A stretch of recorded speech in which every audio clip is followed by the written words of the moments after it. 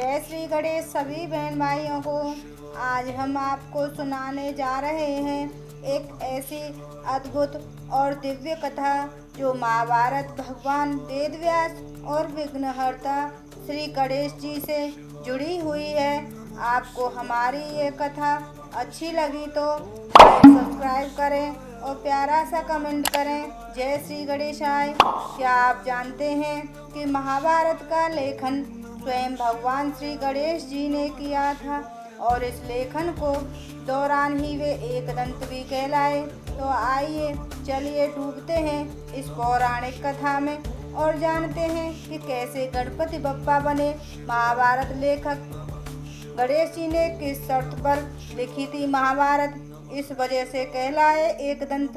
महाभारत ग्रंथ हिंदू धर्म के सबसे महत्वपूर्ण ग्रंथों में से एक माना जाता है। महाभारत की रचना का वेदव्यास माने जाते हैं, लेकिन पौराणिक मान्यताओं के अनुसार इस महाकाव्य को लिखने का कार्य श्री गणेश जी ने ही की।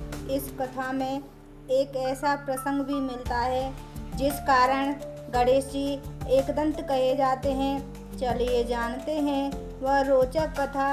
हिंदू धर्म में भगवान गणेश को विघ्नहर्ता और प्रथम पूज्य देव के रूप में भी जाना जाता है। भगवान गणेश को लेकर कई पौराणिक कथाएं मिलती हैं, जिसमें से एक यह है कि वेदव्यास द्वारा बोली गई महाभारत को गणेश जी ने लिपिबद्ध किया। तो चलिए जानते हैं कि वेदव्यास जी ने इतने लंबे और जटिल महाकाव्य की रचना के लिए गणेश जी का ही चयन क्यों किया। वेदव्यास जी को मिली जिम्मेदारी। पौराणिक कथा के अनुसार एक बार वेदव्यास हिमालय में ध्यान कर रहे थे, तभी वहाँ ब्रह्मा जी प्रकट हुए और उनसे कहा कि वह महाभारत महाकाव्य की रचना करें, क्योंकि वेदव्यास एक ऐसे व्यक्ति थे जिन्होंने पूरी महाभारत देखी थी और सभी पात्रों को भी भली भांति जानते थे। इसलिए इस महाकाव्य की रचना के लिए ब्रह्मा जी ने उन्हें ही चुना। तब वेदव्यास जी ने एक ऐसे व्यक्ति की तलाश शुरू की जो महाभारत जैसे जटिल महाकाव्य की श्रुतलेख कर सके। इसके समाधान के लिए वेदव्यास ब्रह्मा जी के पास गए। तब उन्होंने इसके लिए गणेश जी का नाम सुझाया, क्योंकि गणेश जी की लिखावट तेज और सुंदर थी। गणेश जी ने रखी थी यह शर्त। जब वेदव्यास जी भगवान गणेश जी के पास गए, एक महाभारत की रचना का प्रस्ताव लेकर पहुँचे, तो गणेश जी ने उनके कुछ शर्त रख दी। उन्होंने कहा कि वह महाकाव्य तभी लिखेंगे जब व्यास उन्हें बिना रुके पूरी कहानी सुनाएंगे। अगर वह बीच में रुक गए तो गणेश जी लिखना बंद कर देंगे। व्यास जी ने भगवान गणेश की यह शर्त मान ली। इस पर वेदव्यास भी गणेश जी के सामने शर्त रखी कि वह वाक्य या श्लोक को पूरी तरह से समझने के बाद ही लिखेंगे। गणेश जी भी वेदव्यास की यह शर्त मानने को तैयार हो गए और उन्होंने महाभारत लिखनी प्रारंभ की। गणेश जी ने बड़े ही तेजी के साथ इस महाकाव्य को पूरा किया। गणेश जी की लिखने की गति इतनी तेज थी कि वेदव्यास जी बोलते बोलते थक जाते थे, इसलिए कहलाए एकदंत। जब भगवान गणेश महाभारत को लिख रहे थे तो बार बार उनकी लेखनी टूट जाती थी, जिससे उनकी गति में अवरोध उत्पन्न होता था। तब उन्होंने अपना एक दांत तोड़कर उनकी लेखनी बनाई, ताकि महाभारत को लिपिबद्ध करने का कार्य सुचारू रूप से चलता रहे। इसी कारण भगवान गणेश भी एकदंत कहलाए। इतनी मेहनत से महाभारत की रचना कर रहे गणेश जी को इस कारण थकान हो जाती थी। इस महाग्रंथ की रचना करते समय उन्हें पानी पीना भी वर्जित था। अब धीरे धीरे गणपति जी के शरीर का तापमान बढ़ने लगा, लेकिन इसलिए वेदव्यास जी ने उनके शरीर पर मिट्टी का लेप किया और भाद्रपद माह के शुक्ल पक्ष की चतुर्थी को गणेश जी की पूजा की। मिट्टी का लेप सूखने पर गणेश जी के शरीर में अकड़न आ गई। इसी कारण गणेश जी का एक नाम पार्थिव गणेश भी पड़ा।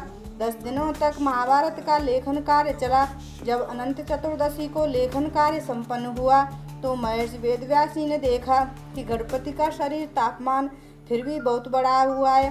गणपति के शरीर पर उन्होंने जो मिट्टी का लेप लगाया था, जिससे उनका तापमान ना बढ़े, वो भी सूखकर झड़ने लगा था। तो इसे देखते हुए वेदव्यास जी ने गणेश जी को पानी में डाल दिया। इन 10 दिनों में वेदव्यास जी ने गणेश जी को खाने के लिए विभिन्न पदार्थ दिए।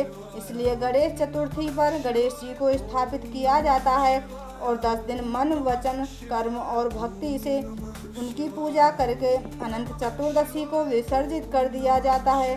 अनंत चतुर्दशी व्रत की विधि इस प्रकार है। सूर्योदय से पूर्व उठकर स्नान करें और व्रत का संकल्प लें। फिर भगवान विष्णु और गणेश जी की पूजा करें। पूजा स्थल को साफ कर लकड़ी के तख्ते पर पीला वस्त्र बिछाकर उस पर 14 मालपुआ और खीर रखें। फिर कलश स्थापना करें। भगवान विष्णु को फूल, फल, धूप, दीप अर्पित करें और अनंत सूत्र 14 गांठों वाला पीला धागा हाथ में बांधें। फिर कथा सुनें और व्रत का पारण कर फलाहार करें, जिसमें सेंधा नमक का प्रयोग करें। पूजा की तैयारी। नंबर 1, स्नान और संकल्प। सूर्योदय से पूर्व स्नान करें, स्वच्छ और पीले वस्त्र धारण करें और भगवान विष्णु का ध्यान करते हुए व्रत का संकल्प लें। नंबर 2, पूजा स्थल की सफाई। पूजा स्थल को साफ सुथरा रखें। घर के मंदिर के पास पूर्व या उत्तर दिशा में मुंह करके बैठें। नंबर 3, कलश स्थापना। लकड़ी के एक तख्ते को पीले कपड़े से ढककर उस पर रोली से 14 तिलक बनाएं। इस कपड़े पर कलश स्थापित करें, जिसमें अष्टदल, कमल और अन्य चीजें हों। नंबर 4, भोग की तैयारी। 14 मालपुआ और खीर बनाएं और प्रत्येक तिलक निशान पर एक एक रखकर भगवान को अर्पित करें। पूजा की विधि। नंबर 1, भगवान की पूजा। भगवान विष्णु, गणेश और देवी लक्ष्मी जी की प्रतिमा या तस्वीर को केसर, कुमकुम, हल्दी, फूल, अक्षत, फल और भोग अर्पित करें। नंबर 2, अनंत सूत्र बांधना। रेशम या सूत से बना अनंत सूत्र लें, जिसमें 14 गांठें हों। इसे भगवान विष्णु को अर्पित करने के बाद स्वयं पुरुष दाहिने हाथ में और महिलाएं मंत्र त्वदीयं वस्तु गोविंद तुभ्यमेव समर्पये ग्रहण सम्मुखो भूत्वा प्रसीद परमेश्वर का जाप करें और व्रत कथा का पाठ करें या सुने। नंबर 4, आरती। भगवान विष्णु और गणेश जी की आरती करें। व्रत के नियम। फलाहार। पूरे दिन नमक रहित भोजन ही ग्रहण करें। आप फलाहार में आलू, साबूदाना, फल, मिठाई, दूध, दही आदि का सेवन कर सकते हैं। व्रत के दौरान एक ही समय भोजन करें, उसमें सेंधा नमक का प्रयोग करें। यथासंभव गोदान, शय्यादान और अन्नदान करें तथा 14 ब्राह्मणों को भोजन कराएं। उद्यापन कैसे करें? 14 वर्षों तक व्रत करने के बाद व्रत का उद्यापन कर सकते हैं, जिसमें हवन और ब्राह्मणों को भोजन कराने का विधान है। कहते हैं आपके चाहने पर वो आपके घर नहीं आते।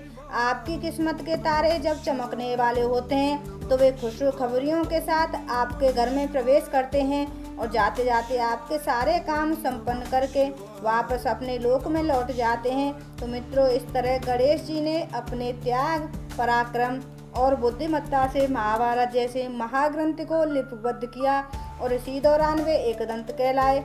यह कथा हमें सिखाती है कि कठिन से कठिन कार्य भी धैर्य और समर्पण से पूरे हो सकते हैं। इस कारण हर वर्ष गणेश चतुर्थी को से लेकर अनंत चतुर्दशी तक हम गणपति बप्पा की भक्ति में डूब जाते हैं और अंत में उन्हें विसर्जित कर विदाई देते हैं। आइए हम सब भी विघ्नहर्ता गणेश जी से प्रार्थना करें कि वे हमारे जीवन में सभी विघ्नों का नाश करें और हमें ज्ञान, सफलता और समृद्धि प्रदान करें। और आपको हमारी यह वीडियो कैसी लगी तो प्लीज़ कमेंट करके बताएं और चैनल को लाइक और सब्सक्राइब जरूर करें और अपने दोस्तों के साथ शेयर करें। तब तक के लिए गणपति बप्पा मोरया, मंगल मूर्ति मोरया।